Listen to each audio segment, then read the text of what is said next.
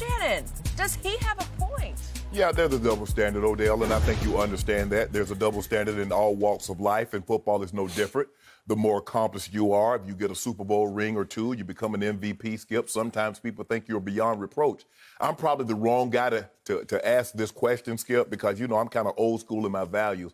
I believe that, and I've shared this conversation with Odell, is that I believe the more invested you are in something, the more it hurts. Yep. When it's not going your way, or so all of a sudden, being in a relationship, you love someone and all of a sudden they don't want to be in that relationship with you, you're like, it hurts, as opposed to like, you don't really care willy-nilly. Well, Odell is so invested in them. His workouts and the time to his route running and him catching the ball, and then all of a sudden he's not winning or he's not getting opportunities, because most wide receivers, the really good ones, believe that if you give me the ball, Skip, it increases our chance of winning. Just like the other quarterbacks believe that if you put the ball in my hands, good things are going to happen. I was just never one of those guys, Skip, that I thought because I had accomplished this, Pro Bowls, Super Bowls, that yelling and screaming in someone's face was the right answer. That was just me. Now, some people believe that, that's the way they do it. And Odell is absolutely right. Tom Brady yells and screams, that's passion. Odell or Dez would do it, or T.O. would do it, and that's being destructive. That's bringing the team apart.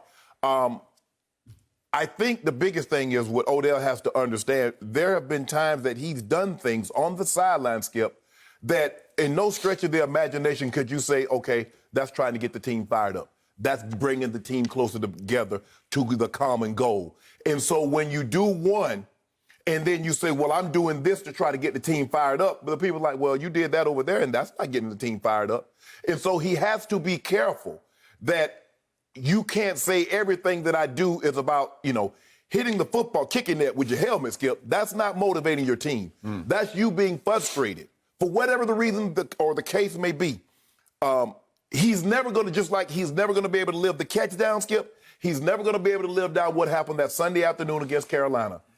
People will always go back to that. Okay, Odell, you say you was trying to, how was that helping the team win the ball game? Mm-hmm. You behaving like that. So you have to be careful. And I told Odell that, Skip. It's not something that I'm saying on air that I haven't shared with Odell myself. And I said, I understand that how invested you are in this, and it seems like you're being selfish. But he said, man, I just want to win. I said, hell, everybody want to win, bro. But you just have to be careful how you try to relay that message.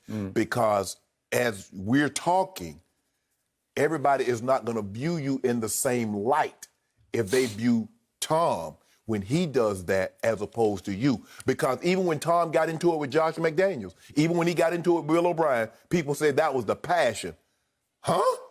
Let T.O. got into it. T.O. was never passionate when he got into it with his coaches. Dez was never passionate when he got into it with his coaches. He's being destructive. He's been a malcontent. Tom Brady did the exact same thing. Two exact same scenarios, viewed two totally different ways. So, Odell, all I'm saying is this. I understand that you're like, I wanted to stay on the field. Hey, they beat us. They got us to this point. Let me go ahead and take this butt cutting like a man. But be smart. We've all been in a situation where we're getting blown out and the coach takes us out of the game and it gives us an opportunity. It gave me an opportunity to reflect. Damn sure don't want to come out next week. Let me make sure, get these guys ready to play so this doesn't happen again. But Odell is absolutely right, Skip. There is a double standard in how we view certain players when their behavior is similar to what Odell displayed. Okay. I have a whole lot to say about this topic. And I'm going to start with your general premise, upon which I agree. If we are talking in general, and I'm just going to lay this right out on the table here. If we're talking in general about a majority of white fans tend to condemn the antics or outbursts of black stars on the sideline as selfish versus the antics or outbursts of white quarterbacks on the sideline as passion, giving them a pass. You got me. You are right. I am with you on this. In general, I am not with this one. I am not with Odell calling out Tom Brady because they are the flip sides of each other. And I like Odell personally. I think his heart is in the right place, but he just can't see past the end of his own nose. Because I think all of his antics on the sideline, all of his outbursts on the sideline are about him, not them, as in team. I believe everything you've seen from Tom Brady on the sideline is strictly about winning. Odell is about starring. It's all about if he's getting his, he's a happy camper. It doesn't really matter to him the bottom line of W's and L's like it did to you when you played. You were happy, certainly in Baltimore, if you were big play Shay, as in one catch a game. Yes. That was the catch. You were extremely content as long as the final score on the scoreboard said, you guys won again. Right. And I think Odell has no perspective on that. And the reason this is offensive to me is I look back at Odell's career so far, and this isn't completely his fault, but I'm going to remind everybody, in his career, he has played in one playoff game. And what happened before that one playoff game? They played their final regular season game, the Giants did, at Washington. And then they had won that game also. They did. And they had to then get ready for a playoff game, his first and only, up on the frozen tundra in January of Lambeau Field, Green Bay, Wisconsin. And to prepare for a game on the frozen tundra, Odell led a group of his wide receivers on the Giants to Miami for their day off, and they hung out on a yacht, and he at least co-signed on posting a picture on social media of him and others on the yacht. It seems like they didn't have their shirts on. It's hot in Miami, right? Yeah. Not sure that's how you get ready for a game on the frozen tundra. And apparently Odell wasn't ready for it because the first series of that game, it got to 3rd and 5 at the Green Bay 35-yard line.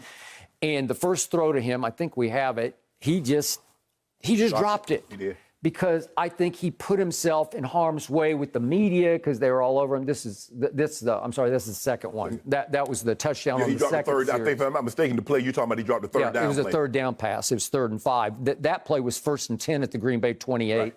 And you got to make that catch. Yes, absolutely. Yeah, you just got to make. He's as good as there is. He's got the best pair of hands in pro football. Yes. Okay, so he had 2 drops on the first 2 series with the game still 0-0, and you know the final score. It was Aaron Rodgers and company 38-13 over Eli and Odell. Okay, so now he's calling out the greatest quarterback ever, who is 30-11 in the postseason, whose regular season record is 223-66. That's pretty great. And obviously, we saw 2 games back at Chicago, we saw Tom Brady lose it on the sideline and go after several of his offensive linemen, especially his center, Ryan Jensen. Can I detail what had just happened on the field for those who might have lost touch with this? Okay, so this is at Chicago. They are holding on to a 16-14 lead in the middle of the 3rd quarter. And in this drive, they wind up with 3 offensive holding penalties. This is all on one drive. One offensive pass interference on Mike Evans for pushing off, and 1 unnecessary roughness penalty after he had completed an 11-yard pass on Ryan Jensen, his center, post-play. He headbutts one of the Chicago Bears. Right. And they get 15 for that one. And they wind up with 4th and 27.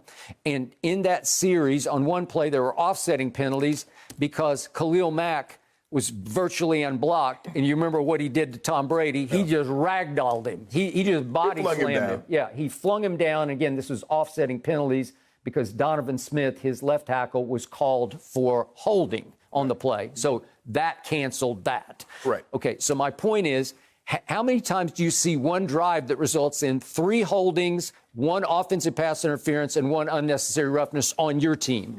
It's 5 penalties that result in 4th and 27, and now it's late in the 3rd quarter, 2:55 left, and Brady goes to the sideline, and he lets Ryan Jensen have it. Right. By all accounts, Ryan Jensen loves Tom Brady. Tom has gone out of his way to connect with him and to learn about him and his family. So at least there's a reservoir built up of love. that Brady is going to have to fall back on, because when it's time in the heat of battle, he's going to read the riot act to him, because you can't do this. In fact, when I looked at this whole drive, it reminded me of the Wizard of Oz line where Dorothy says to Toto, "I have a feeling we're not in Kansas anymore," because that's what Tom Brady was feeling. He might have turned to Gronk on the sideline and said, "I have a feeling we're not in New England anymore." Correct. Because this kind of drive never happened with the Patriots. Right. Okay, so he lost it for a while. But was it effective? And was it about the team? Well, I got to say, what were the results? Because against Green Bay, a team you thought, obviously, most people thought was one of the better teams in the league, if not the best team in the NFC, they register a game in which they have 0 penalties with 0 turnovers and 0 sacks. Right. Well, did they respond to his motivational speech, if you will? Yes. So if the Browns come out and win on Sunday, that means they responded to Odell's speech. Okay, but he's not blasting the team for its errors. It's all about, I'm not getting the ball enough. You know, and I know, because it's a dependent position called wide receiver, and it's never, rarely, the only wide receiver leader I ever encountered was the great Michael Irvin. As far as, maybe you have seen some in your past, but I don't see them. You were as close to a leader, you were a leader, from a dependent position, because yours is just as dependent as theirs is. Absolutely, yes. Okay, but you became a leader, so it's you and Michael Irvin standing alone, and I just don't know other leaders at that position. Well, Skip, the thing is that when you try to lead, you have to be careful, because you get up there and you do all that yelling and screaming and kicking and scratching, and then you drop a pass, or you fumble, or you do things like that, and then people looking like, hold on, bro, you up there doing all that yelling and screaming, you standing on a big old box, and look at you. Yep. You dropped the pass. See Ezekiel Elliott. We're going to talk about him in just a minute. Right. Okay? So that was the one thing that I've always been mindful of, and I really appreciate the relationship that I had with my quarterback, John Elway, is that even if I ran the wrong route, he would just put his arm around me. It's like, okay, what do you have on this one? What do you have on that? It was never no show. Okay. People in the stands didn't even know. They never knew that I might have made a mistake or someone made a mistake. That was just the way he handled it. He felt that it was better that if we dress it behind closed doors, we could keep the peace, because he know there was a chance. He knew, I'm going to make a mistake. What if I throw an interception? What if I have a misread? So that's the only thing that I'm saying, Skip, is that you have to be careful about that. And we look at it, because it was reported that J.J. Watt, and he didn't deny it, had a blow up with Bill O'Brien. Let Aaron Donald have a blow-up with Sean McVay. And you see how when Tony Romo went to Mexico, he and Jason Witten, the 2 leaders. But real quick, before you go to Tony Romo, on J.J. Watt, you did credit him the next day on the show with getting him fired for the good. For the good, right? Yes. Okay, all right. And that was the thing. Because, see, sometimes, Skip, we look at it like when they do something, okay, that's for the betterment of the team.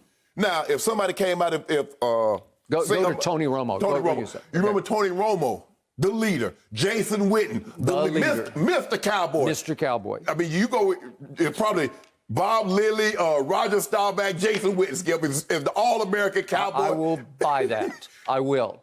They went to Mexico. They went to Cabo. Yeah. To a girlfriend and the wife.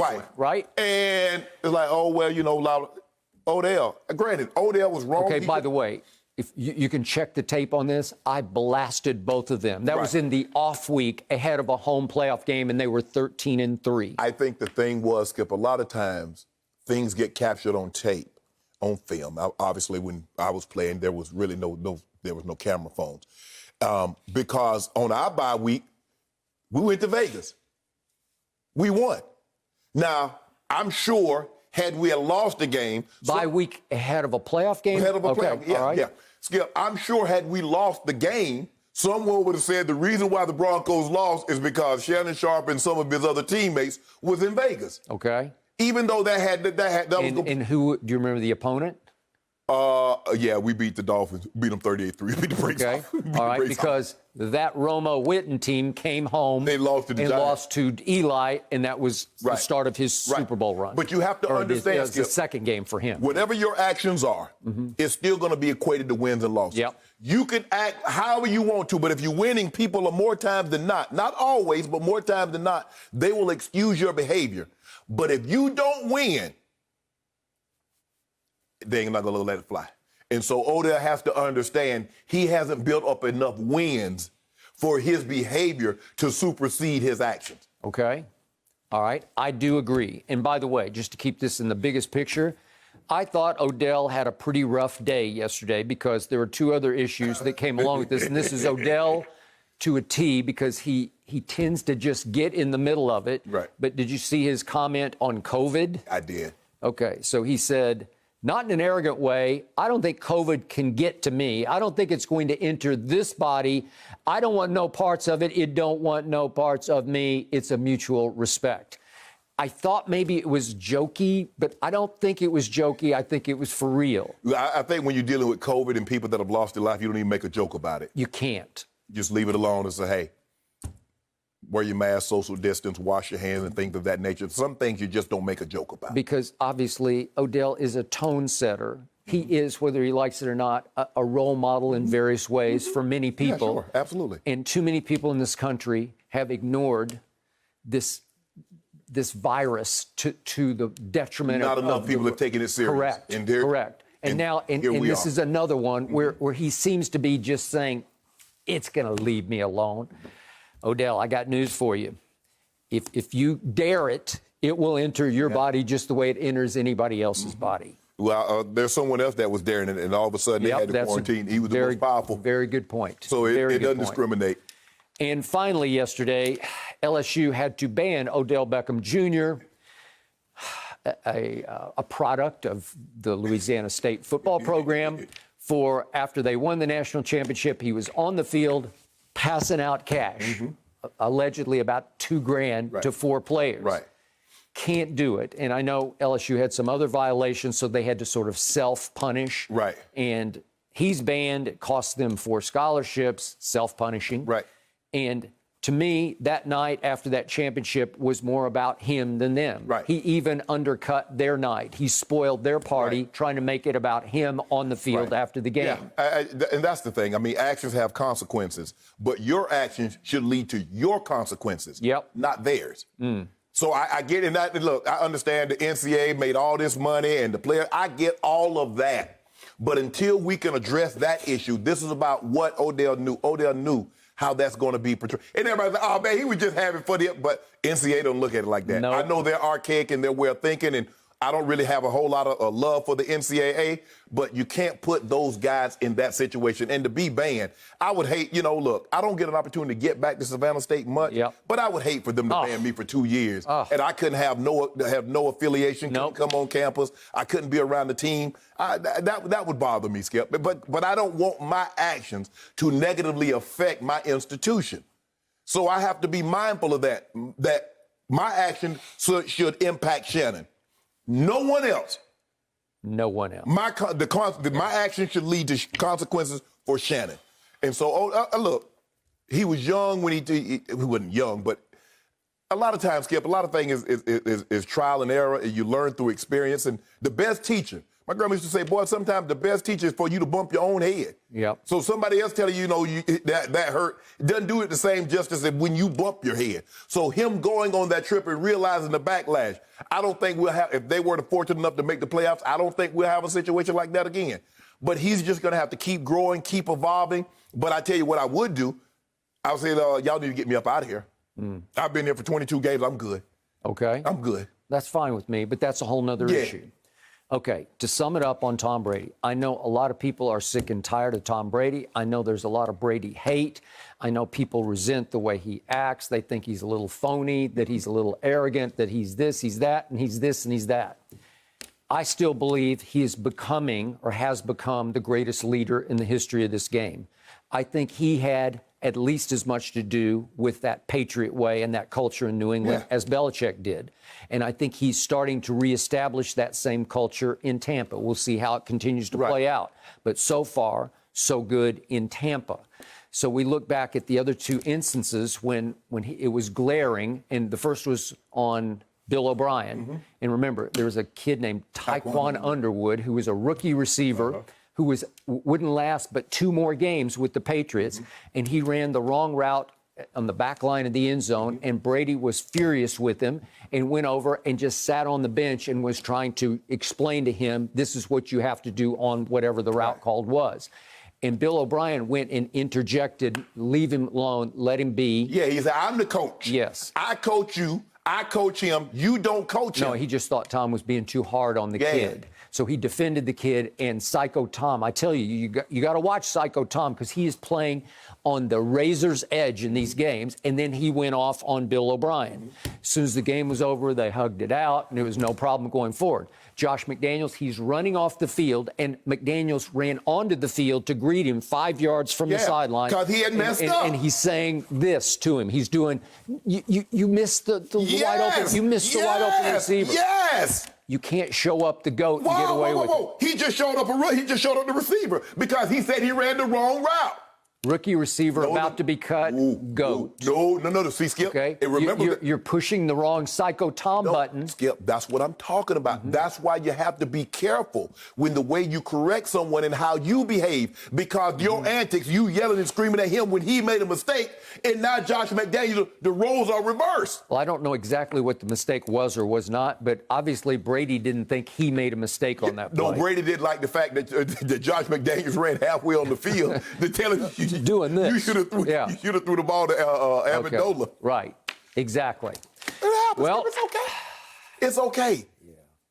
I don't know. It's not okay that Odell would disrespect the GOAT. That's what it boils down to. He ain't disrespecting him. He's saying there's a double standard that if you have rings, your behavior is viewed differently as opposed to when you don't. When you're accomplished, your behavior is viewed differently. But Odell, the thing that I explained to Odell, there have been times that it was not team building. But just remember, one guy's played in 9 Super Bowls and won 6, and the other guy's played in 1 playoff game and stunk it up because he went to South Beach to get ready for a game on the frozen tundra. Yeah, I'm not big into that because I've accomplished something that gives me the right to say and do whatever I want. No, I'm still a human being. You can go 400 Super Bowls, but you're going to talk to me and respect me as if I'm going to that many also. That's all. Hadn't Odell wanted to play with Brady in New England? Sure, yes. Yeah. Okay. Well, sure. He want to play with somebody that can throw him the ball more than 2 times a game. Tom Brady, though. I mean, let's be honest. Even you, Shannon. Nah, I'm good. Given the opportunity. Nah, I'm You're good. okay? Nah, me and Seven, we had a great I thought I'd catch you there. rapport. Thank you for watching. You can subscribe here to get the latest from the show, and be sure to check out more of the best clips from Undisputed, or go watch a few other segments from our other shows on FS1.